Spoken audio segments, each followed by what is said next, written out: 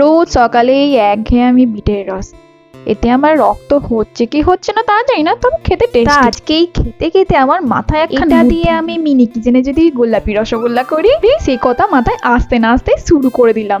চলো দেখা যাক কিভাবে আমি গোলাপি গোলাপি রসগোল্লা বানাই। সাথে সাথেই বসে বললাম আমার সেই ছোট ছোট সংসার। রসগোল্লা বানাতে মোটামুটি সবাই জানে, কিন্তু গোলাপি গোলাপি কি করে বানাবো সেটাই দেখা যাক। দুধটাকে লেবু দিয়ে কেটে ছানা করে নিয়ে হাত দিয়ে ঠেসছিলাম, তার মধ্যে একটুখানি এই বিটের রসটা দিয়ে দিলাম, ব্যাস হয়ে গেল। দেখো কেমন গোলাপি গোলাপি দেখতে।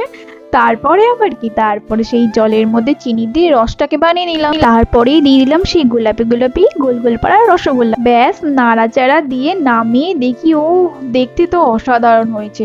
তারপরে মাকেই দিলাম প্রথম টেস্ট করতে। মা তো খেয়েই বলে খেতে কিন্তু হেভি হয়েছে। তারপর ভাবলাম আমি একটু টেস্ট করে দেখি, হ্যাঁ সত্যিই ভালো খেতে। তো আজকের মতো টাটা।